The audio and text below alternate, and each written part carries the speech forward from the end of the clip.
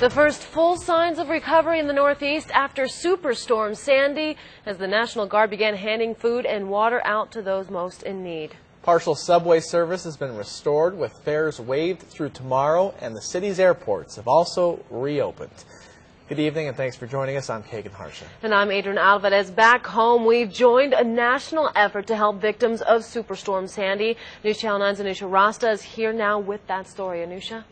Adrian, Superstorm Sandy wreaked havoc on the East Coast earlier this week, but the American people have since come together as one community and joined hands to help fellow citizens recover from this disaster. American Red Cross El Paso deployed volunteers and an emergency response team to the East Coast this morning to help the communities affected by Superstorm Sandy. When I get up there, they will give me cases of water. They will give me cases of snacks so we can give to the people. That's the food they will give them. The team loaded up their vehicles and left El Paso bright and early. They will drive over 1,800 miles across the nation to the northeastern regions of the United States, where they will help fellow Red Cross workers with sheltering and feeding storm victims. I like to help people, so I like to do this thing. I've gotten a lot of satisfaction out of it. Maria Sanchez has worked with the El Paso chapter of the American Red Cross for more than 12 years now. She tells News Channel 9 that this isn't the first time she's seen the devastation natural disasters cause. I went to Katrina. I went to one in Florida. I don't remember the name, but and then I went to the Bastrop fires last year. So I've seen several. Superstorm Sandy has left behind a deadly path of destruction since it struck on Monday. It killed at least 50 people, damaged countless homes, caused massive power outages, and destroyed public transportation systems. Preliminary estimates show Sandy could cost between $10 to $20 billion in damage. And if you'd like to help the victims of Superstorm Sandy, the Red Cross urges you to visit their website for more information. We have also provided a link on our website, ktsm.com. Live in the News Center, Anusha Rasta, News Channel 9. Thank you for that, Anusha. Well, El Paso Electric will be sending crews to assist in the restoration of power in the wake of Sandy and the Northeast storms. EPE crews and equipment will head to New York to assist Consolidated Edison restore power to its 3 million customers. EPE will be sending 3 crews as well as damage assessors, approximately 29 people, in addition to bucket trucks, boom trucks, and other equipment. Crews will fly to the area this weekend. Well, the daunting task of cleanup has begun, but where to start faces thousands. NBC's Danielle Lee is in Toms River, New Jersey, where people are trying to get home to see what's left. 3 days after Sandy left the Northeast in crisis, finally signs of recovery. It's a moment where we're all working together to ensure that New Jersey moves ahead. In Toms River, firefighters began moving a boat washed into the center of a street. Police say they're making progress clearing roads along the shore left impassable by sand and homes tossed into the streets. You feel you're going to wake up any minute. You know, it's sickening. It's sad. For evacuees like Robert Ridgway, who hasn't been allowed back to Seaside Park to see his home, the wait is agonizing. What can you do? You know, you just got to believe in tomorrow, and you know, hopefully everybody can rebuild. In Hoboken, people are pumping murky flood water out of garages. The full toll of Hurricane Sandy on New Yorkers is still emerging. And Queens assessing the damage to more than 100 burnout homes. Those seeking routine, however, are encountering one delay after the next. In Jersey City, a line for gas 100 cars long. In Brooklyn, thousands waited for buses as public transportation resumes. Traffic this morning remains very heavy. We urge everyone to take mass transit wherever possible. It's going to be a different scenery for sure. Those devastated by Sandy moving on, but still struggling to accept what's been lost. Across the country, people are stepping up to help. Tomorrow, New Jersey natives Bon Jovi and Bruce Springsteen will participate in a benefit concert. In Toms River, New Jersey, I'm Danielle Lee, NBC News. Here in the borderland, it was a chilly start to our day, but it did warm up. Here's a live look outside right now from using our KTSM roof cam overlooking the Franklin Mountains. Blue skies and sunshine yet again. Chuck DeBroder joins us now with our first look at our forecast. Chuck? Yeah, we've talked about it all week. Near normal chill in the mornings and then above average in the afternoons. We do have a cool front off into the Pacific Northwest. Now, this cool front will kind of back in here over the weekend to cool us back to normal. We're above average again today. 81 the high in Juarez, 79 Alamogordo, and upper 70s in Deming, 80 in El Paso. 48 the overnight low. One more 80-degree day with some clouds added to our skies. Will we see some of those clouds drop some raindrops towards the end of the weekend? Find out coming up. Thank you. A woman accused of changing grades as part of El Paso ISD's former superintendent Lorenzo Garcia's cheating scheme has resigned.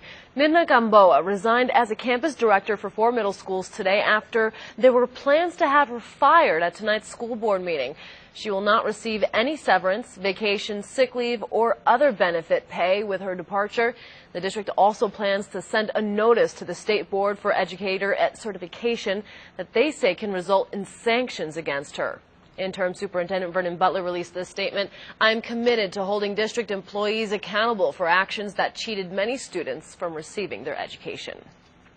The cause of an accidental apartment fire in East El Paso remains under investigation. Last night around 10:15, firefighters were called to La Estancia Apartments on the 7900 block of Viscount. Fire officials say the fire began on the porch of an apartment unit on the first floor, then extended to the other parts of the apartment, quickly setting a balcony on fire right above the initial unit that caught fire. 3 people inside the lower level apartment and 4 people inside the second floor apartment escaped safely. No injuries, no one was transported to a hospital, but we do currently have the owners from the first apartment with the Red Cross, and they'll be assisting them. And we also evacuated the other 2 units just for a precaution, making sure that the CO levels are safe enough for them to return. Once again, fire investigators have not determined the cause of the blaze. Damage to both apartments is estimated at $40,000. A South El Paso home that was under construction caught fire Wednesday night. Fire officials say shortly before 7, 2 men were working on repairs inside a vacant home in the 1100 block of Delta. A 25-year-old man suffered first and second-degree burns to his wrist and hands. He was taken to University Medical Center. We're also told a firefighter hurt his knee while battling the blaze. He was treated at the scene and is expected to be okay. Damages are estimated at $60,000. We're getting our first look at the Socorro police officers arrested earlier this week for the first time. The officers arrested have been identified as Jose Alvarez, Refugio Horta, Israel Delgado, and Javier Varela. They're charged with tampering with governmental records and official oppression. And a 5th employee, Raul Huerta, was arrested on delivery of marijuana. As we've reported, Texas State Troopers raided the Socorro Police Department substation along with Socorro Police Headquarters late Tuesday night. They searched through files and computers belonging to those officers. Investigators still have not said exactly why the 4 officers were arrested. New numbers show the violence is decreasing across the border. Murders in the month of October were the lowest that they've been in the past 5 years. 30 people were murdered in the city. October is now the safest month in years in Juarez after having months in the past years with more than 600 murders. The murder rate has dropped considerably. Make sure to tune in next week as we take a closer look at the violence south of the border in a special report. Las Cruces police today released the name of the driver that caused a deadly crash on US 70 yesterday. Police say it will be weeks before we know why 21-year-old Shauna Halliday crossed the center divide and struck the vehicle with 15-year-old Kian Padilla and his 35-year-old mother Marcia Parra both inside. The mother and son were killed on impact. Halliday was ejected and today is listed in stable condition at University Medical Center here in El Paso. Alcohol does not appear to be a contributing factor in yesterday's crash. Both directions of Highway 70 were closed for several hours while traffic investigators gathered evidence and plotted the scene. Quick look at traffic right now. Kind of backing up, heading east side over on I-10 in Piedras. Make sure you find another way home.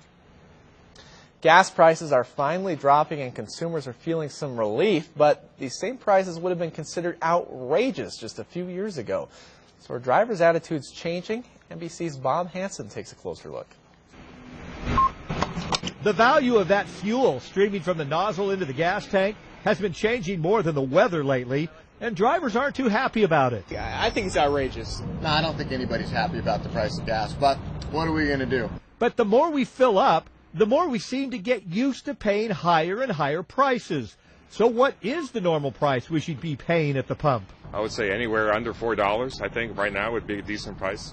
Maybe $3, $2.50, I suppose, would be nice. Most Americans would probably say if we were down to $2.50, that would probably be a little more normal. But over the years, we've created a new normal, getting comfortable paying more and more at the gas pump. What we have is a constant recalibration of what our expectations are for prices. It wasn't that long ago that $1.35 a gallon seemed way too high. But times and attitudes have changed. If the prices stay up for a certain time period, our reference point's going to move up, and then anything that comes down off of that is going to be, oh, this is great. So while $3.99 a gallon once seemed like a criminal price to pay, some drivers look at it now with a sense of relief. And while we threaten to drive less, take mass transit or carpool, more times than not, we fill our tanks and grumble and watch the roller coaster ride we call gas prices. We have options, we just choose not to accept them. Well, tonight at 10, learn why El Pasoans have not historically voted in strong numbers in a special report, A Call to Action. Experts like a political science professor at UTEP blame a culture of poverty and lower education in the city. He also cites that Hispanics around the country and here in El Paso are statistically less likely to vote. You'll learn other reasons too, as well as the voice that reminds us that it's absolutely important for us to go to the polls. I remind you to all the voters is always exercise that right to vote. Every election is so important. Your vote is your power. To the degree that people don't follow up on their civic duty to vote, you're just going to have a lack of health in government, which we see in corruption. Why El Pasoans are reluctant to vote and why we should watch Dan O'Rourke's special report, A Call to Action, tonight at 10 on News Channel 9. Well, thank you for watching us here on News Channel 9 at 5, and of course, much more still to come. Yeah, that's right. We're talking about Black Friday shopping deals. You ready for those?